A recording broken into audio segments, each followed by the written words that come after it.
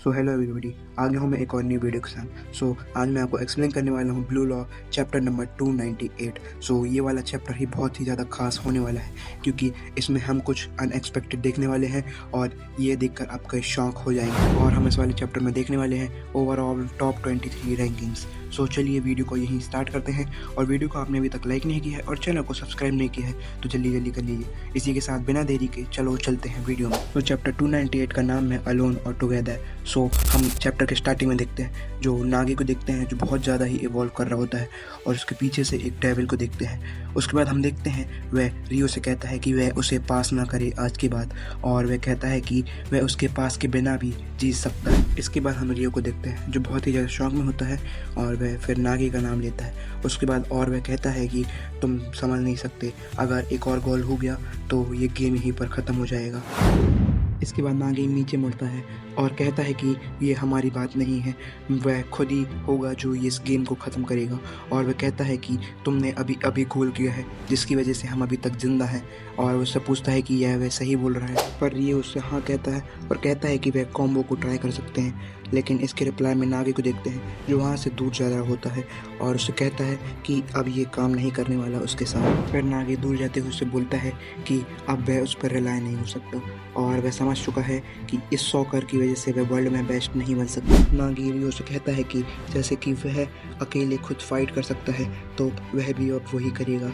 उसके बाद हम देखते हैं कि गेम चालू हो जाता है और नागी रियो से कहता है कि वह पहली बार अपनी ज़िंदगी में डर रहा है क्योंकि वह वहाँ पर नहीं रहेगा। लेकिन रियो से कन्विंस करने की कोशिश कर रहा होता है लेकिन वह नहीं सुनता। तभी हम देखते हैं कि गेम स्टार्ट हो जाता है और बॉल कंट्रोल होती है बाजीराके में। उसके बाद हम नागी को देखते हैं जो अपने आप से बोलता है कि चल वह कर सकता है। देखते हैं कि बाजीरा के पास के बीच में अब आ जाता है नागी और वह बहुत लंबी हाइट में जंप मारता है और ये पैनल बहुत ही ज़्यादा क्रेजी है। तभी हम देखते हैं ये देखकर बाजीरा भी शौक हो जाता है। उसके बाद हम देखते हैं कि नागी पास करता है आगी को और आगी उसे वापस पास करता है और कहता है कि आखिरकार पुराना वाला नागी आ चुका है। अब वापस नागी चिगरी को बॉल पास करता है और चिगरी वापस उसको पास कर देता है और नागी अपने थॉटों में खोआ होता है। वो सोच रहा होता है कि वह रियो के साथ नहीं खेल सकता और ना वह इस फ्यूचर को प्रेडिक्ट भी नहीं करता। अब हमें नागी का खतरनाक वाला ट्रैप देखने मिलता है जिसमें वह बॉल लीव कर देता है और डिफेंडर को लगता है कि बॉल जा रही है लेकिन वह अपने पाँव से वापस अपने पास बॉल ले आता है। नागी अपने मन में खोया होता है, वह सोच रहा होता है कि वह और खेलना चाहता है रियो के साथ, इसलिए वह स्ट्रांग बनेगा जिसके लिए रियो को उसके साथ रहना पड़ेगा। तभी हम देखते हैं कि वह पास करता है आगी को और आगी उसे वापस पास कर देता है। और अब हम ये क्रेजी पैनल देखते हैं जिसमें वह फेंट करता है, वह बॉल को शूट नहीं करता और यह देखकर डिफेंडर बहुत ज़्यादा शॉक में होता है और वह सोचता है कि वह एक इंसान बनेगा जो अपने खुद पे अकेले पर बन सकता है बेस्ट दुनिया में। लेकिन हम देखते हैं वह शूट करने ही वाला होता है लेकिन उसके सामने ओतोयो आ जाता है और वह उससे कहता है कि कितने स्टेजेस हैं। उसके बाद वह उससे बताता है कि वह उसे जाने नहीं देगा और उसके पास काउंटर अटैक है उसकी टेक्निक का।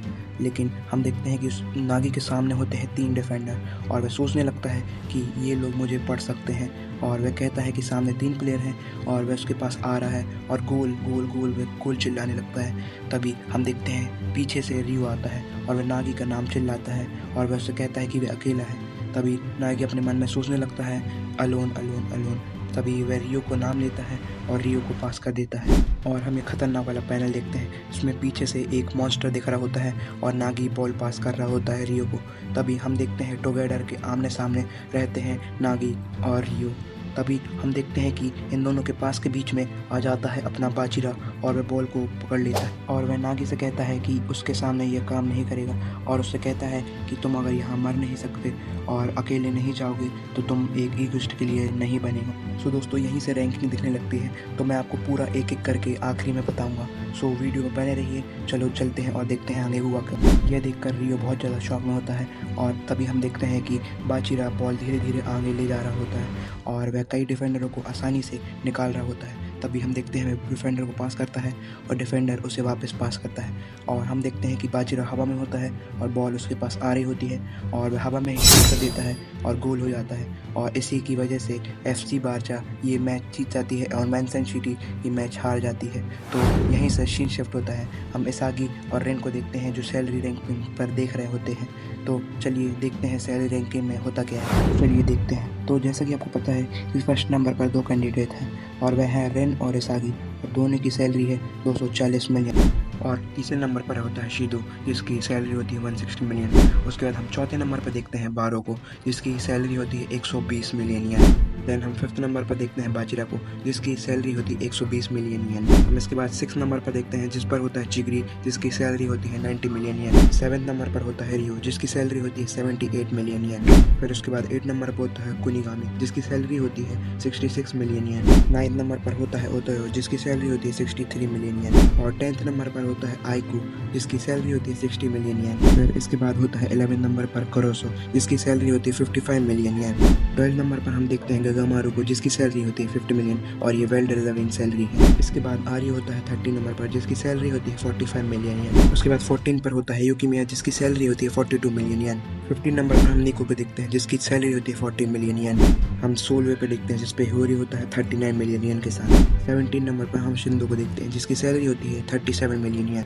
18 नंबर पर हम देखते हैं जिस पर होता है कोरोना, जिसकी सैलरी होती है 35 मिलियन येन। और हम 19 नंबर पर देखते हैं वेल डिजर्व ज़ेनतेसु को, जो की सैलरी होती है 33 मिलियन येन और ये डिजर्व करता है अब PXG मैच के बाद। अब हम 20 पर देखते हैं जिस पे होता है फुकाको, जिसकी सैलरी होती है 28 मिलियन येन। इसके बाद 21 पर होता है राइची, जिसकी सैलरी होती है 27 मिलियन येन।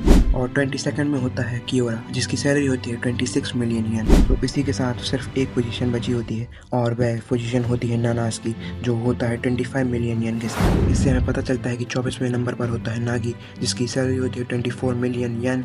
और इससे हमें पता चलता है कि वे क्वालिफाई भी नहीं कर पाया U20 अंडर 19 जापानीज टीम के लिए। तो इसी के साथ रैंकिंग ख़त्म होती है और ये सब कुछ इसागी देख रहा होता है और वह बहुत ज़्यादा शौक में होता है और नागी का नाम लेता है। और हम देखते हैं कि नारासो बहुत ज़्यादा खुश होता है और भगवान से प्रे करता है। आखिर में हम टेक्स्ट देखते हैं जिस पे लिखा होता है a genius surprisingly disqualified even the Demon King Isagi is shocked by the unexpected final ranking। और ये वाला चैप्टर देखने के बाद मैं पूरा शॉक में हूँ और मैं समझ में नहीं आ रहा है कि अब मैं क्या बोलूँ। और हम देख ही सकते हैं कि नागी अब बाहर हो चुका है और ये देखकर मुझे बहुत ही ज़्यादा बुरा लग रहा होता है। और अगर आपको भी लग रहा है तो प्लीज़ वीडियो में कमेंट कीजिए। चलिए हम बात कर लेते हैं नियो और नागी के बारे में। मुझे लगता है कि नागी एक बार फिर से कमबैक करेगा और वह वापस ज़रूर आएगा इस लीग में। और देखिए वह ज़रूर कमबैक करेगा। और रियो के लिए मुझे लगता है कि रियो कमबैक कर सकता है और वह नागी के बिना ज़्यादा अच्छा करता है, मुझे ऐसा लगता है। तो चलिए अब इसी के साथ होता है वीडियो का एंड। अगर आपने अभी तक वीडियो को लाइक नहीं किया है और चैनल को सब्सक्राइब नहीं किया है तो कर लीजिए। मिलते हैं नेक्स्ट चैप्टर के साथ और अगले वीक कोई भी ब्रेक होने नहीं वाला है और मैं ब्लू लॉक के अगले चैप्टर के लिए बहुत ही ज़्यादा एक्साइटेड हूँ। और अगर आप भी हैं तो वीडियो में कमेंट कीजिए।